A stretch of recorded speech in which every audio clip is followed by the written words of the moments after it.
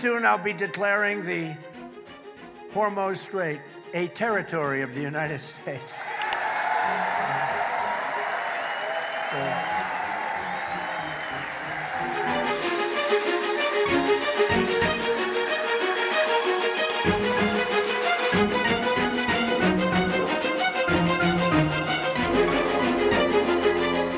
Middle east में straight of Hormuz America की एक ऐसी दुखती रग है जो फिलहाल ईरान के काबू में है। लाख कोशिशों के बावजूद भी ईरान हॉर्मुज से टस से मस नहीं हुआ।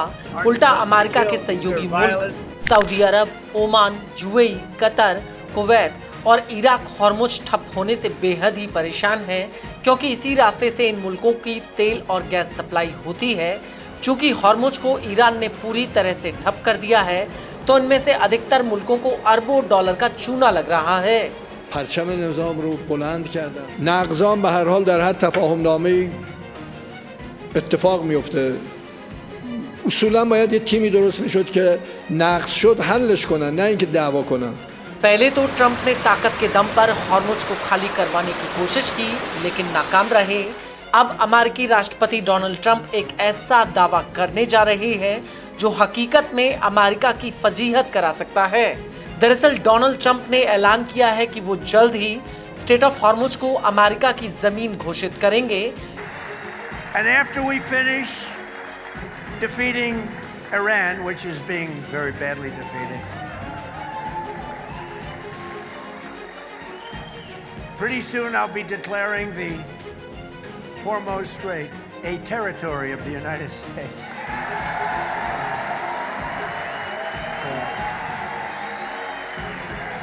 ट्रंप ने अपने बयान में आगे कहा कि अमेरिकी नौसेना की नाकेबंदी को कोई नहीं रोक सकता और यह एक ऐसी स्टील की दीवार है जिसमें बिना हमारी मर्जी के कोई भी जहाज घुस नहीं सकता है। ट्रंप ने यह भी कहा कि हमने अमेरिकी सेना को मजबूत किया। सच कहूं तो उन्होंने इसका इस्तेमाल जितना सोचा था उससे थोड़ा ज्यादा किया, लेकिन कोई बात नहीं, हम ईरान को परमाणु हथियार हासिल नहीं करने देंगे। क्या आप इससे सहमत हैं? उन्हें हासिल नहीं करने दे सकते। It's an amazing thing. We have a little problem with Iran because we have many talks and we'll say we have or we don't have. We're straight about it. But they deny. But they're not denying it now. They just put out a statement not denying it. But Trump ने Iran पर हमला करते हुए आगे कहा कि Iran एक बहुत बड़ा शैतान देश है और दुनिया में आतंक को बढ़ावा देने में सबसे आगे है। जब आप गैसोलाइन के लिए थोड़ी ज्यादा कीमत दें तो इसे याद करें। Millions of barrels of oil left. We're selling it on the open market. We're bringing down oil prices incredibly. And when they come down, and they've already come down, again, $1.99 a gallon for oil.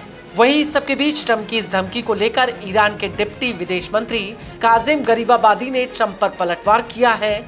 उन्होंने इसको लेकर एक बयान जारी किया जिसमें कहा कि ईरान किसी भी धमकी या ताकत के दिखावे से डरने वाला नहीं है। बता दें कि ईरान का यह बयान ट्रंप के उस ऐलान के बाद आया है जिसमें उन्होंने कहा था कि वो स्टेट ऑफ हॉर्मुज को अमेरिकी इलाका घोषित कर देंगे। And after we finish defeating Iran, which is being very badly defeated, pretty soon I'll be declaring the Hormuz Strait a territory of the United States.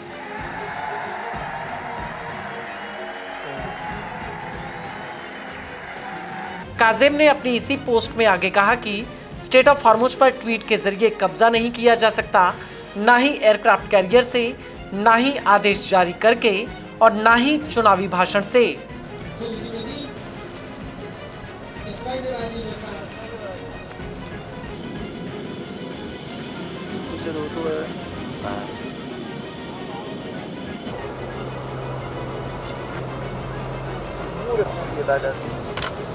Kazim ने आगे कहा कि ट्रंप चाहे जो भी कहे, ईरान ना तो धमकी से डरता है और ना ही ताकत दिखाने से। आपको बता दें कि ट्रंप के इस बयान से पहले ईरान के विदेश मंत्री अब्बास अरागची ने सहारा न्यूज एजेंसी से कहा था कि ईरान ने अभी तक अमेरिका के साथ बातचीत शुरू करने का फैसला नहीं किया है। ओमान के साथ स्ट्रेट ऑफ हॉर्मुज में एक अलग रास्ता बनाने को लेकर बातचीत चल रही है।